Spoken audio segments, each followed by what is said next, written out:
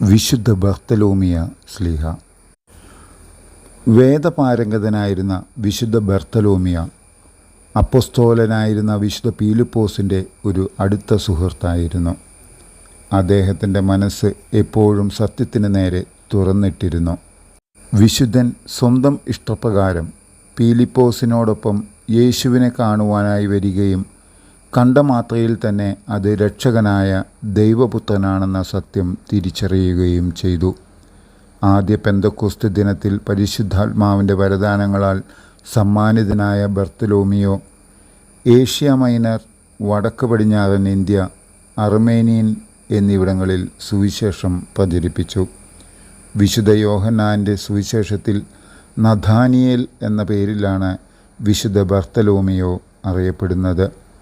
ഗലീലിയിലെ കാനാ സ്വദേശിയായ വിശുദ്ധ ബർത്തലോമിയോ യേശു തിരഞ്ഞെടുത്ത ആദ്യ ശിഷ്യന്മാരിൽ ഒരാളായിരുന്നു. യേശുവുമായിട്ടുള്ള വിശുദ്ധൻ്റെ ആദ്യ കൂടിക്കാഴ്ചയിൽ യേശു വിശുദ്ധനെക്കുറിച്ച് ഇപ്രകാരമാണ് പറഞ്ഞത്: ഇതാ നിഷ്കപടനായ ഒരു യഥാർത്ഥ ഇസ്രായേൽക്കാരൻ. യേശുവിൻ്റെ ഉത്ഥാനത്തിന് ശേഷം ഗലീലി സമുദ്രത്തിൽ വെച്ച് ഉയർപ്പിക്കപ്പെട്ട രക്ഷകൻ്റെ പ്രത്യക്ഷപ്പെടലിന് സാക്ഷ്യം വഹിക്കുവാൻ ഭാഗ്യം ലഭിച്ച ചുരുക്കം ചില അപ്പസ്തോലന്മാരിൽ ഒരാളാണ് വിശുദ്ധ ബർത്തലോമിയോ.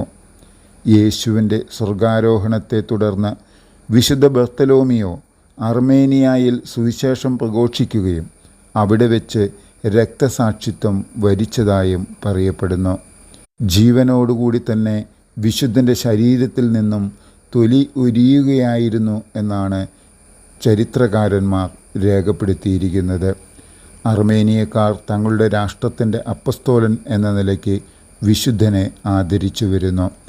വിശുദ്ധൻ്റെ തിരുശേഷിപ്പുകളെക്കുറിച്ച് രക്തസാക്ഷിത്വ പട്ടികയിൽ ഇപ്രകാരം വിവരിച്ചിരിക്കുന്നു: വിശുദ്ധൻ്റെ ദിവ്യമായ ഭൗതിക ശരീരം ആദ്യം ലിബാരി ദ്വീപിലേക്കും അതിനുശേഷം ബെനവൻറ്റോയിലേക്കും കൊണ്ടുവന്നു.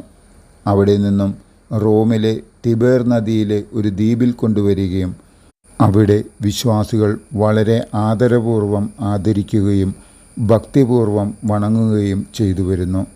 അർമേനിയൻ സഭയ്ക്ക് ഇപ്രകാരമൊരു ദേശീയ പുരാവൃത്തമുണ്ട്: വിശുദ്ധൻ യൂദാ തദ്ദേവൂസും വിശുദ്ധ ബർത്തലോമിയോയും 1-ാം നൂറ്റാണ്ടിൻ്റെ ആരംഭത്തിൽ അവിടെ വരികയും ആഹൂറ മസ്ദ എന്ന ദേവനെ ആരാധിച്ചിരിക്കുന്നവർക്കിടയിൽ ക്രിസ്തുമതം പ്രചരിപ്പിക്കുകയും ചെയ്തു. ആ പുതിയ മതം ആ ദേശം മുഴുവൻ പ്രചരിക്കുകയും പിന്നീട് AD 302 ഉജ്ജ്വല സുവിശേഷകനായിരുന്ന ഗ്രിഗറി, അർമേനിയയിലെ രാജാവായിരുന്ന മഹാനായ ഡർട്ടാഡിനെയും അദ്ദേഹത്തിൻ്റെ നിരവധി അനുയായികളെയും ജ്ഞാനസ്നാനപ്പെടുത്തുകയും ചെയ്തു. ഒരുപക്ഷെ തൻ്റെ രാജ്യത്തിനു വേണ്ടി ക്രിസ്തുമതം സ്വീകരിക്കുന്ന ആദ്യ ഭരണാധികാരി ഡർട്ടാഡായതിനാൽ അർമേനിയക്കാർ തങ്ങളാണ് ആദ്യത്തെ ക്രിസ്തീയ രാജ്യം എന്ന് അവകാശപ്പെടുന്നു.